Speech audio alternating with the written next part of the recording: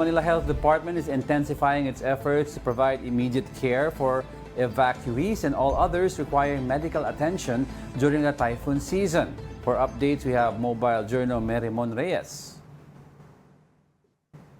Magandang umaga sa inyo. Bagaman na humuhupa na yung tubig baha, lalo-lalo na sa pangunahing lansangan sa paligid ng Maynila, nananatiling nakaantabay naman ang medical at saka disaster response team sa ilalim ng Manila Health Department. For example, dito sa Barangay 602 around Santa Mesa, Manila, nakapwesto sila dito at nakikater sila around 100 na so far simula kaninang umaga.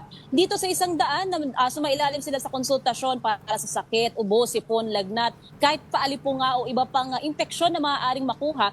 Dito, bunsod nga ng pagbuhos ng ulan o kaya naman kung mabababad sa tubig baha. Sa mga ito, around 70 na ang nabigyan ng prophylaxis libreng doxycycline. Ito yung ginagamit ng gamot laban sa infeksyon. Kasama na dyan ang leptospirosis. Pero inaasahan nila na posibleng dumami pa kasi ang population nitong barangay na to ay around 2,000. So posibleng even though until noon lang, mananatiling bukas itong kanilang mga sites, yung mga barangay halls, mga health centers, maaari pa rin naman daw humingi ng tulong kung sakaling mayroong mga ngailangan. Ang problema nga lang, karamihan dito, over 100 families, sila rin yung mga nasunugan na noong Marso. So ang problema nila, doon nagkaroon sila ng temporary shelter sa Don Bosco Elementary School, nakauwi naman na sila kahapon. Kung sakaling nga na dumating pa ulit itong mabigat na pagbuhos ng ulan, magiging problema na naman nila yan kasi gumagawa muna sila ng kanilang makeshift homes doon sa hilera dito sa may likuran natin, bandang Ilog, malapit sa isang pumping station. So dahil nga magaan minsan yung materialis nito, problema nila,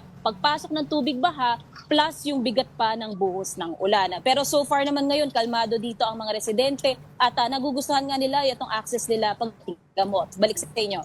Merimon, meron ba tayong datos kung may mga tinamaan na ng leptospirosis dyan sa area kung saan talagang lubog sa baha dyan sa Manila? Fortunately, wala pa. Pero ito yung inaabangan nila, lalo-lalo na kasi yung pag lumabas yung tubig baha dito, nasabi nila sa atin, yung gutter na dyan umaabot yung tubig baha. So ilan sa pinabantayan nila at sana maunahan na nga nila, kaya binibigyan nila ngayon ng prophylaxis o doxycycline. Itong mga redete, yung dose nito na una, pangarang araw maiwasan yung infeksyon, lalo-lalo na sa leptospirosis. Pero fortunately, so far wala pa.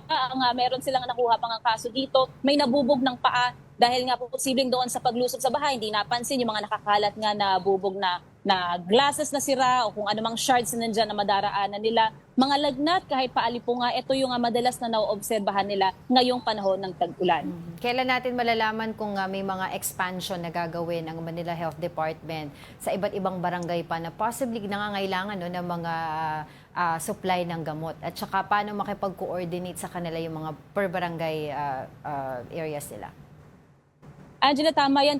Kanina lang din inanunsyo ni Manila Mayor Isko Moreno na nakatanggap siya ng over 50,000 nga na doxycycline, 30,000 na paracetamol at saka around 500 bottles naman ng paracetamol syrup. At inaasahan natin ito, posible pang magkalat sa iba't ibang mga barangay at saka health center.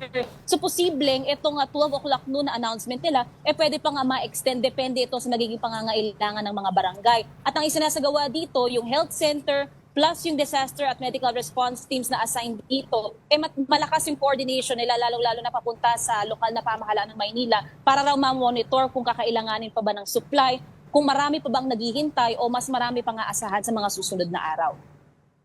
Alright, thank you for that report. That was mobile journalist Merimon Reyes.